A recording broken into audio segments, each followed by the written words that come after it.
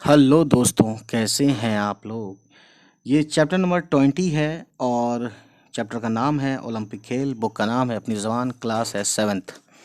तो लास्ट में हम बताएंगे वर्ड्स मीनिंग। हम शुरू करते हैं चैप्टर का खुलासा जिसका नाम है ओलंपिक खेल।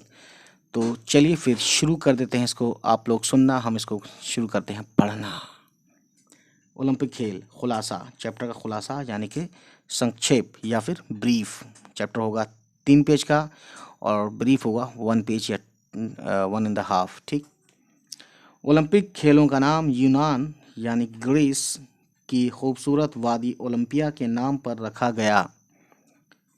यहाँ हर चौथे साल अहले यूनान के अदबी और वर्जिशी मुकाबले हुआ करते थे।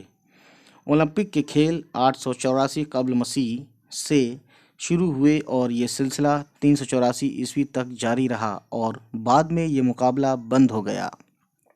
ये एक सैड स्टोरी थी शायद। उस ज़माने में उन खेलों में औरतें और गैर यूनानी हिस्सा नहीं ले सकते थे। ये खेल एक त्यौहार की शक्ल में मनाया जाता था। खिलाड़ियों की बेइंतहा इज्जत की जाती थी और उन्हें कौमी हीरो करार दिया जाता था। ठीक गाइस, अब देखते हैं आगे। खेलों का ये सिलसिला 1500 साल तक बंद रहा। 19वीं सदी के आखिर में एक फ्रांसीसी नौजवान कूबे 3 ने 6 अप्रैल 1896 ईस्वी को दोबारा शुरू करने की तहरीक चलाई, है ना। सबसे पहले यूनान के शहर एथेंस में 1896 में फिर से ओलंपिक खेल शुरू हो गए। ये खेल बैनुल अक़वामी यानी इंटरनेशनल सतह पर हर चौथे साल मुनाकिद होते हैं यानी खेल शुरू होते थे या खेल खेले जाते थे। उनमें दुनिया भर के तमाम मुल्कों के लोग हिस्सा लेते हैं। इन खेलों के इंतज़ाम के लिए एक पेज पलटते हैं गाइस। पेज पलट लिए गाइस। बैनुल अक़वामी कमेटी होती है जिसमें दुनिया के मुख्तलिफ मुल्क की नुमाइंदगी दी जाती है। मुल्क को नुमाइंदगी दी जाती है यानी कि अपना अपना सब आगे रहते हैं अपने अपने मुल्क के, जो भी उनकी कमेटी में लोग होते हैं। 1928 ईस्वी के ओलंपियाई मुकाबलों में हिंदुस्तान ने हॉकी में पहला आलमी सोने का तमगा हासिल किया। ये अपने आप में बड़ी बात थी इंडिया के लिए।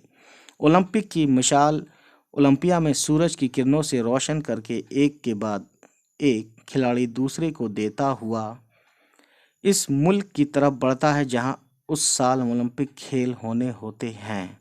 ओलंपिक का 5 रंगों वाला अपना एक झंडा होता है जो 5 बरआज़मों, ठीक है, यानी ज़मीन के टुकड़े जो है ना 5 की अलामत है। ओलंपिक का मोटो लातीनी ज़बान में है, ठीक है, यानी लैटिन जो होता है, लैटिन को लैतिनी बोलते हैं, लैटिन लैंग्वेज को, जिसके मायने हैं और तेज़ और ऊंचा और मजबूत। ये मोटो खिलाड़ियों को तमाम तर क़ुव्वत के साथ मुकाबला करने के लिए आमादा करता है।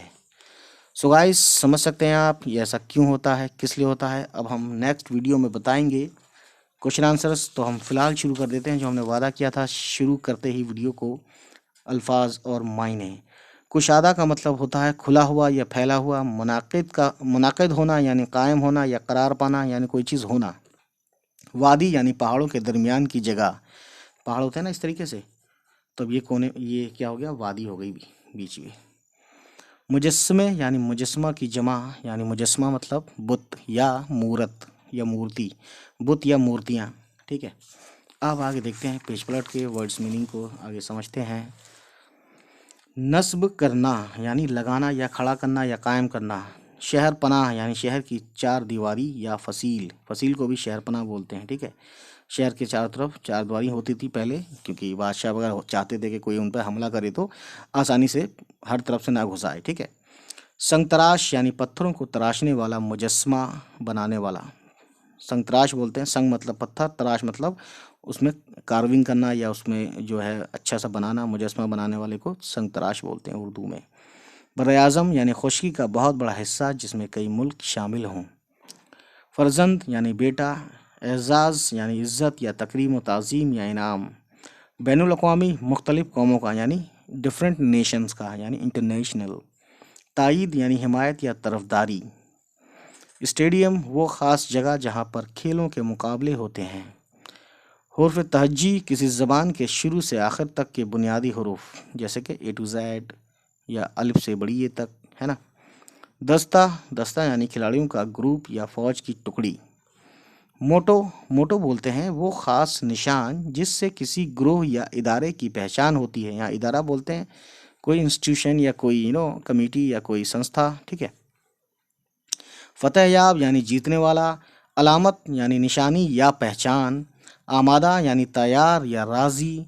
लातीनी ज़बान, जैसा कि मैंने बताया था, यूनान की पुरानी ज़बान यानी कि लैटिन लैंग्वेज, यूनान बोलते हैं ग्रीस, ठीक है। सो गाइस, ये होती है हमारी कहानी आज ख़त्म। तो उम्मीद करता हूँ ये वीडियो आपको पसंद आई हो, और अगर पसंद आई तो प्लीज़ हमारे चैनल को सब्सक्राइब कीजिएगा और उन तक पहुँचाइए जिसको इसकी ज़रूरत है। चलिए मिलते हैं, बाय बाय, टेक केयर, अल्लाह हाफिज़।